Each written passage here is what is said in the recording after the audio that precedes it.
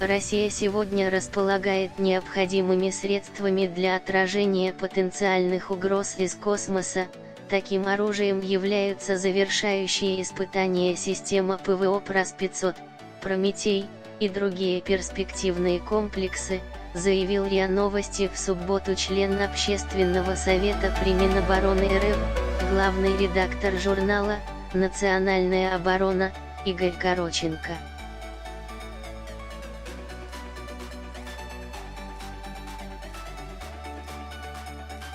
Как ранее сообщала «Русская весна», президент РФ Владимир Путин попросил глав МИД и Минобороны Сергея Лаврова и Сергея Шойгу доложить, как будет купирована возможная угроза в связи с планами ряда стран разместить оружие в космосе.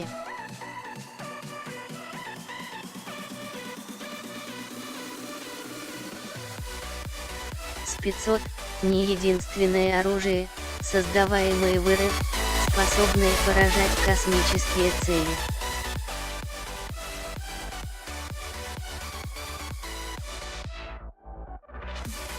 Так, телеканал CNBC ранее публиковал информацию со ссылкой на американскую разведку, согласно которой Россия в конце декабря 2018 года успешно испытала мобильный противоспутниковый комплекс «Нудоль» наземного базирования, который обладает существенным потенциалом по нейтрализации военных планов США в космосе.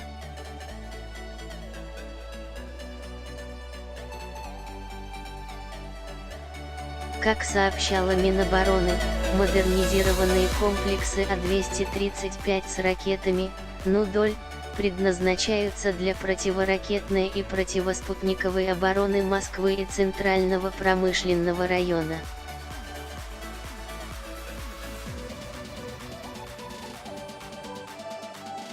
«Нудоль» представляет собой двухступенчатую твердотопливную ракету, которая хранится в герметичном транспортно-пусковом контейнере, а на боевой позиции размещается в специальной шахте.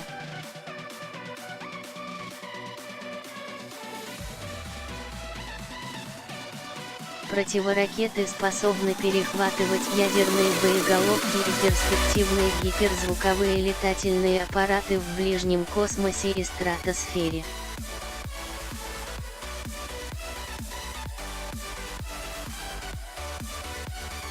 По тактико-техническим характеристикам, «Нудоль» значительно превосходит своего предшественника, комплекс ПРА-135, «Амур».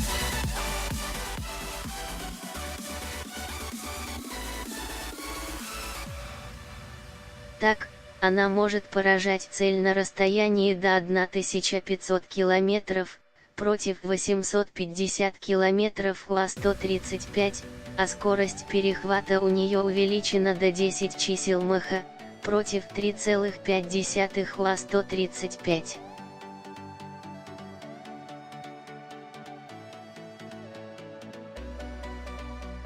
Система С-500, «Прометей», относится к новому поколению зенитных ракетных систем «Земля-воздух».